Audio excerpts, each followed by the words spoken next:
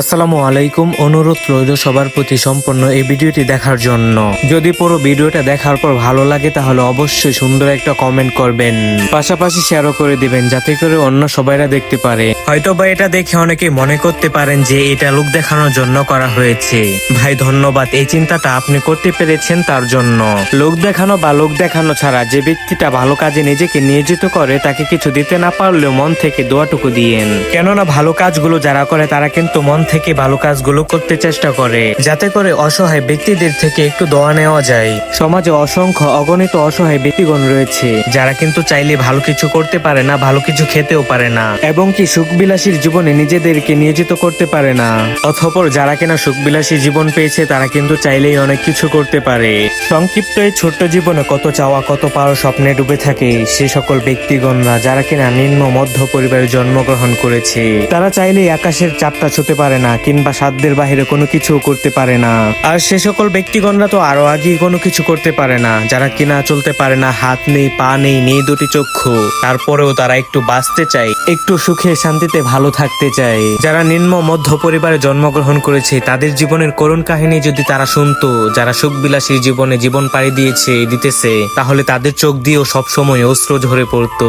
আমরা চাইলেই অনেক কিছু করতে পারি। যাদের স্বার্থ সামর্থ্য রয়েছে তারা যদি অসহায় ব্যক্তিদের পাশে থাকতো তাহলে সমাজে একটাও হতদরিদ্র মানুষ থাকতো না। আমাদের সমাজে অনেক মানুষই তো রয়েছে যাদের রয়েছে কোটি কোটি টাকা, অথচ এই টাকা নিয়ে কেউ চিরদিন বেঁচে রবে না। এত কোটি কোটি টাকা থাকার পরও অসহায় ব্যক্তিদের পাশে দাঁড়ায় না। এই কোটি টাকাওয়ালা মানুষদের মনগুলো পাথরের থেকেও কঠিন। এরা যদি চিন্তা করতো আমরা পৃথিবীতে কেউ রব না, তাহলে কখনোই সুখবিলাসীর জীবনে নিজেদেরকে নিয়োজিত করতো না। দুনিয়া যে চিরকাল থাকার জায়গা না, এই চিন্তাটা আমরা ভুলে গিয়েছি, যার জন্য আমরা টাকাওয়ালা মানুষটা হতদরিদ্র মানুষদের পাশে দাঁড়াই না, কিংবা তাদের বিপদে আপদে এগিয়ে আসি না। টাকাওয়ালা মানুষগুলো চিন্তা করে নিজের স্বার্থ নিয়ে বাঁচার জন্য। যদি চিন্তা করতো আমাকেও বাঁচতে হবে এবং কি আমার যদি সাধ্য সামর্থ্য থাকে তাহলে অন্যের পাশেও দাঁড়াতে হবে।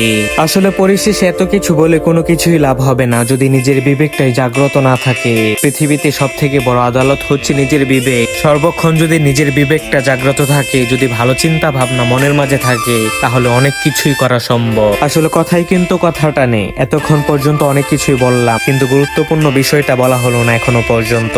সারাটা দিন অক্লান্ত পরিশ্রম করার পর বাসায় ফিরে আসতেছিলাম আমি, এবং আমার সাথে ছিল আমার বড় ভাই। দুইজন একসাথে বাসায় ফিরতে রওনা হলাম। আমি একটু পিছনে, আমার বড় ভাই একটু সামনে। প্রায় বাসার দ্বার প্রান্তে এসে পড়েছিলাম। ঠিক সেই মুহূর্তে আমার বড় ভাই রাস্তার মাঝে 500 টাকা পেয়েছিল, আর আমাকে সাথে সাথে বলতেছিল, দেখ কে জানি বলে 500 টাকা হারিয়ে ফেলেছে। আর তখন আমি বললাম হয়তো কোনো এক ব্যক্তির পকেট থেকে পড়ে গিয়েছে। তো আমার বড় ভাই আমার কাছে এই টাকাটা দিয়ে বলতেছে, তোর কাছে রেখে দে, যদি মন চায় তাহলে কোনো এক ব্যক্তিকে দিয়ে দিস। আমি টাকাটা চিন্তা ভাবনা করে তারপর নিলাম, নিয়ে পকেটে রাখলাম। আর তখন থেকে মাথায় অনেক চিন্তা ভাবনা খেলতেছে, কি করি, কি করা যায়। এই টাকাটা এভাবে নেওয়াটাও কিন্তু ঠিক হয় নাই। যাই হোক, পরিশেষে চিন্তা ভাবনা করে টাকাটা নিলাম, নিয়ে রাখলাম, আর মাথায় চিন্তা করতে শুরু করলাম, যেহেতু এই টাকার মালিকটা অন্য ব্যক্তি, তাহলে এই টাকাটা ভালো কাজে লাগানোর জন্য চেষ্টা করব।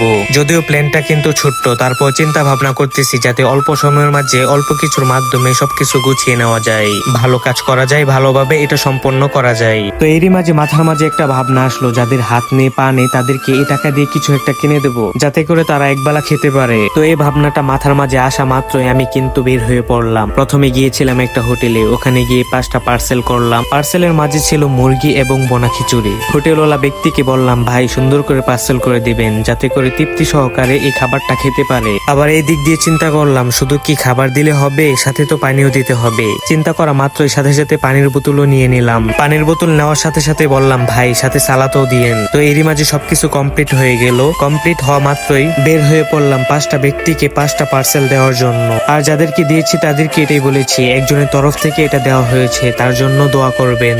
আমার এই কাজে সহযোগিতায় ছিল আমার এক বন্ধু মাহফুজ এবং ছিলাম আমি। পরিশেষে আমরা উসিলা হিসেবে এই কাজটা করেছি। আমাদের এই কাজটা যদি ভালো মনে হয় তাহলে অবশ্যই আপনি আপনার মতামত জানাবেন। আর যদি আপনার সাধ্য সামর্থ্য থাকে তাহলে অবশ্যই অসহায় ব্যক্তিদের পাশে দাঁড়াবেন। দেখবেন মন মানসিকতা সর্বদিক দিয়ে ভালো লাগতেছে। সম্পূর্ণ এই ভিডিওটি যদি ভালো লাগে তাহলে অবশ্যই পুরো ভিডিওটা শেয়ার করে দিবেন। দিবেন যাতে করে অন্য সবাইরা দেখতে পারে। লোক দেখানোর জন্য নয়, ভালো কাজ করার জন্য চেষ্টা করতে চাই, সব সময় এগিয়ে যেতে চাই। আপনি, আমি, আমরা সবাই যদি ভালো কাজ করি তাহলে কিন্তু সমাজের প্রত্যেকটা মানুষ ভালো থাকতে পারবে। সর্বশেষে যদি আমাদের এই কাজে কোনো ভুল বেয়াদবি হয়ে থাকে তাহলে অবশ্যই ক্ষমা দৃষ্টিতে দেখবেন। সবার প্রতি আমি আমার থেকে সম্মানটুকু সবসময় রাখিয়ে রাখবো ইনশাআল্লাহ। সবাই ভালো থাকেন, সুস্থ থাকেন, এই কামনাটুকু সবসময় করি। পরিশেষে সবাই নিজেদের খেয়াল রাখবেন, সবসময় ভালো কাজে নিজেদেরকে নিয়োজিত করে নেবেন। দোয়া করবেন ভালো কাজে নিয়োজিত থেকে যেন আমিও ভালো পর্যায়ে যেতে পারি। সবার সুস্থতা কামনা করে আজকের জন্য এই পর্যন্তই। পরবর্তী পর্যন্ত সবাই ভালো থাকবেন, সুস্থ থাকবেন, নিজেদের খেয়াল রাখবেন। আসসালামু আলাইকুম, আল্লাহ হাফেজ, ফি আমানিল্লাহ।